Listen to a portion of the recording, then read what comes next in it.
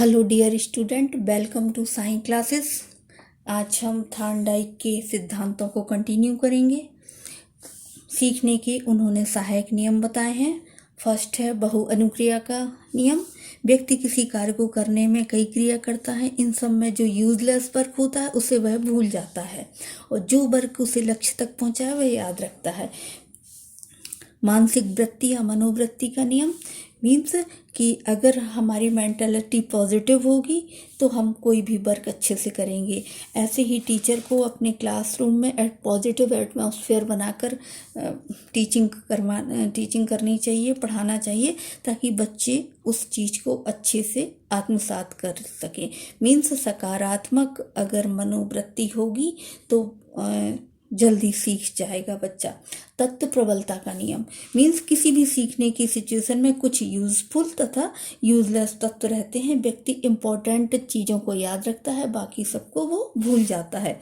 इसका क्या उपयोगिता है टीचिंग में कि टीचर किसी टॉपिक को पढ़ाने से पहले मेन बातें पहले सेट कर लें, फिर कम महत्वपूर्ण टॉपिक को बताएं। वैसे ही जैसे कि हम किसी क्वेश्चंस को जब लर्न करते हैं तो उसकी मेन हेडिंग को पहले लर्न कर लेते हैं। अगर हमने उसकी मेन हेडिंग को लर्न कर लिया तो डिटेल हम अपने आप लिख सकते हैं। अनुरूपता या सादृश्यता का नियम, इस नियम के अनुसार व्यक्ति वैसी ही अनुक्रिया को करता है जैसे उसने पहले सीख ली है। मीन्स कि अगर हम जैसे टीचर कोई नया लेसन पढ़ाएं तो पुराने लेसन के साथ जोड़कर उसकी सार्थकता बताएं। यानी उसी तरीके का अगर कुछ और हमें सीखने को मिलता है तो हम अपने पुराने अनुभवों को उसमें ऐड कर देते हैं। अब नेक्स्ट है साहचर्य स्थानांतरण का नियम। मीन्स अच्छी आदतें बाद में भी काम आती हैं और इन आदतों के अनुसार कोई कार्य करने की क्षमता एक नए उद्दीपन से भी उत्पन्न हो सकती है। मीन्स अच्छी आदतें जो हैं पहले उसमें उसका स्थानांतरण होता है। अगर हम छोटे में ही कोई अच्छी आदत है तो वो हम जब कोई भी दूसरा काम करेंगे, दूसरा वर्क करेंगे तो वो आदतें उसमें शामिल हो जाएंगी। इसे कहते हैं क्लासिकल अनुबंधन कहा गया है कि उसमें साहचर्य हो जाता है, आपस में उनमें एक संबंध हो जाता है और वो आगे तक भी हमें काम आती हैं सीखने में। उद्दीपन अनुक्रिया का सिद्धांत इन्होंने दिया है। उद्दीपन अनुक्रिया को स्टिमुली रिस्पॉन्स थ्योरी या एसआर थ्योरी भी बोला जाता है। उद्दीपन अनुक्रिया बोला जाए, एसआर थ्योरी बोला जाए तो वही है। जब भी व्यक्ति के सामने कोई समस्या या उद्दीपन आता है तो वह उसके समाधान के लिए कई तरह की अनुक्रियाएं करता है और फिर वह उस उद्दीपन के प्रति सही अनुक्रिया करने लगता है तथा उन दोनों में एक विशेष संबंध स्थापित हो जाता है जिसे सीखने की संज्ञा दी जाती है। मीन्स अगर कोई प्रॉब्लम है चाहे वो सीखने की ही है या फिर किसी, तो हम कई तरह के उसको सॉल्व करने में कई तरह के एक्शन करते हैं। फिर जो सही एक्शन होता है उसको हम आत्मसात कर लेते हैं, बाकी को वो भूल जाते हैं। तो जो सही एक्शन है उसमें और उस समस्या में जो संबंध स्थापित हो जाता है उसको कहते हैं उद्दीपन अनुक्रिया।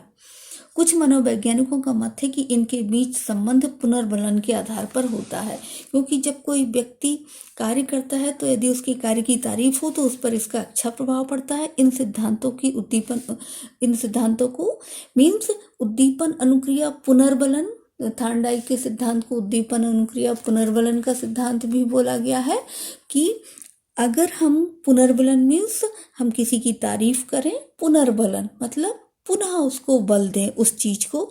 जो भी अगर कोई बालक अच्छा पढ़ता है, कुछ अच्छा लर्न करता है या फिर उसने कुछ अच्छा बताया क्लास में, तो अगर हम उसकी तारीफ कर देते हैं तो उस चीज को हम पुनर्बल दे रहे हैं, तो वो उसके माइंड में एक सकारात्मक सोच डेवलप होगी और वो नए उत्साह के साथ और ज़्यादा अच्छा रिस्पॉन्स करेगा। तो इसे कहते हैं उद्दीपन अनुक्रिया पुनर्बलन के सिद्धांत की संज्ञा दी है। E.L. थॉर्नडाइक यूएसए के थे, अमेरिका के थे। इनसे रिलेटेड ये शब्द इनसे रिलेटेड हैं। साहचर्यवाद, डार्विनवाद, विज्ञान की विधियों का अनोखा संगम, व्यवहारवादी, संबंधवादी विचारधारा के समर्थक, ये सभी वर्ड थॉर्नडाइक से रिलेटेड हैं। इन्हें साहचर्यवादी कहा जाता है। अगर इनमें से रिलेटेड कोई वर्ड आए एग्ज़ाम में और थिंकर्स का नाम आए तो आपको थॉर्नडाइक में टिक करना है। थॉर्नडाइक ने पीएचडी करी है, उसमें उनका टाइटल था एनिमल इंटेलिजेंस। इसी टॉपिक के अंतर्गत उन्होंने सीखने के सिद्धांतों का बताया है। उन्होंने एनिमल और मानव दोनों पर रिसर्च किया और इसी आधार पर उन्होंने प्रश्न व भूल की प्रक्रिया द्वारा सीखने का जो सिद्धांत दिया, उनका प्रश्न व भूल का सिद्धांत बहुत ही फेमस हुआ। उन्होंने चयन एवं संबंध का भी इस वर्ड का यूज किया है। थॉर्नडाइक के सीखने के सिद्धांत को उद्दीपन, अनुक्रिया, पुनर्वलन सिद्धांत भी कहा गया है। ये सब वर्ड आपको एक बार देखने हैं। इनसे रिलेटेड जितने भी ये वर्ड हैं, ये सब थॉर्नडाइक के लिए ही यूज होते हैं। थॉर्नडाइक ने सीखने की 3 प्रमुख विशेषताओं का वर्णन किया है। सीखने वाला प्राणी चाहे पशु हो या मनुष्य समान ढंग से अर्थात प्रश्न व भूल की प्रक्रिया द्वारा सीखता है। उन्होंने कहा है कि सूझ जैसी कोई चीज़ नहीं होती है, चाहे मनुष्य हो या पशु प्रयत्न करता है, बहुत सारे प्रयत्न करता है और उसके बाद जो प्रयत्न उस काम को अंजाम तक पहुंचा दे उसको वो याद रखता है, बाकी सभी को भूल जाता है। सीखने की प्रक्रिया धीरे धीरे व छोटे छोटे क्रमबद्ध कदमों में होती है, ना कि अचानक व सूझ। उन्होंने सूझ को बिल्कुल डिनाई किया है।